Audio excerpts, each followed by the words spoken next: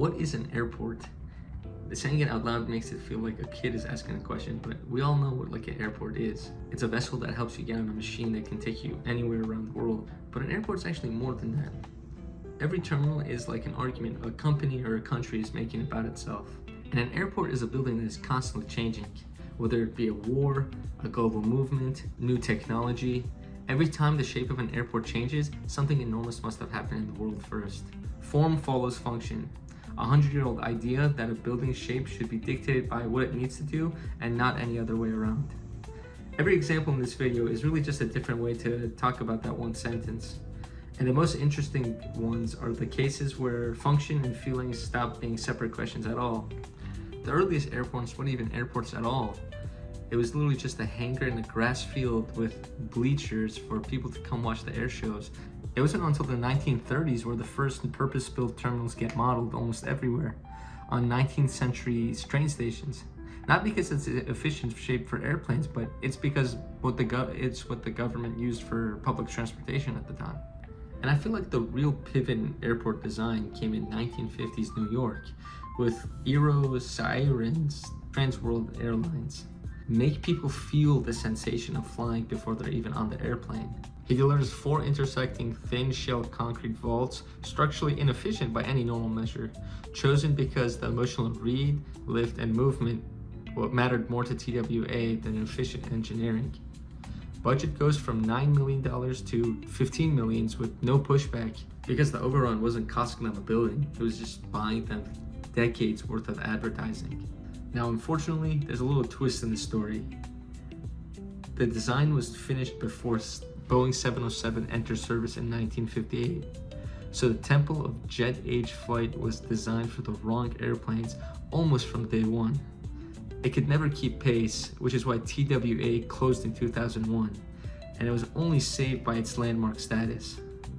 But that's not the last we'll hear of Siren, because he actually solved the same growth problem twice in the same handful of years, in completely opposite ways. His other terminal, Dulles, opened in 1962 with no fingers and no gates at all.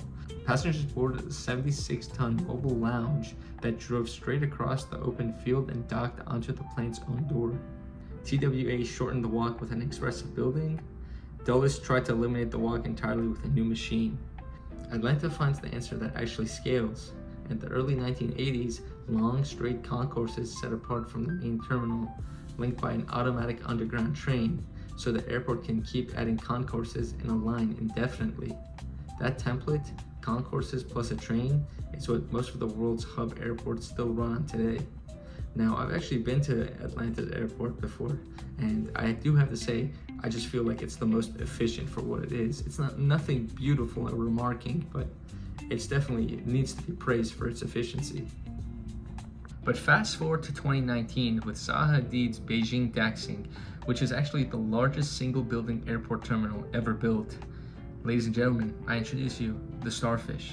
The airport is just a very innovative and futuristic design. Funny enough, it even has a courtyard within the airport that houses a traditional Chinese temple. When you visit airports like these, you really feel like you're traveling, you're going somewhere. With one of the 6 piers exclusively being for transportation, the other 5 are radiating from one center. No gate is more than an 8-minute walk away, and that's just pure efficiency math. And the same instinct is happening in the Middle East at rapid speed. Each government is answering the same pressure with a different move. I mean, look at Dubai's airport, for example. It's become boxed by its own city with no room to grow, and their solution for that is to abandon the airport that made them famous and build an entirely new one. Al Maktoum approved for a $35 billion build-out designed to eventually be the largest airport on Earth.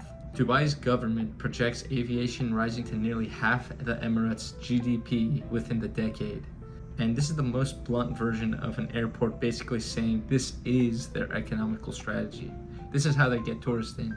Give them a luxurious experience. Qatar skipped on the size race and bet on hospitality instead.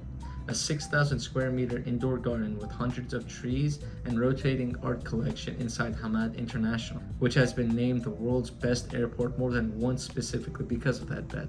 With more and more people traveling, governments are investing more in travel and tourists because it is, at the end of the day, an economical strategy.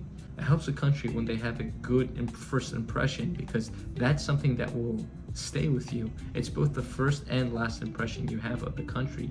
When design goes past efficiency, you get this experience that celebrates the culture, tradition, and environment, making the building be one of its own. And I think Zayed International Airport's Terminal A is a very clear version of this idea. Its undulating roof was engineered to survive the desert sandstorms and block the worst of its sun. And in solving that, it ended up looking exactly like a rolling sand dune. The 4 piers themed desert, sea, city, oasis, its whole argument distilled into one roofline. Using the country's own culture and geography to make it feel like you've arrived somewhere new before you even left the airport, which is exactly what an airport should be doing.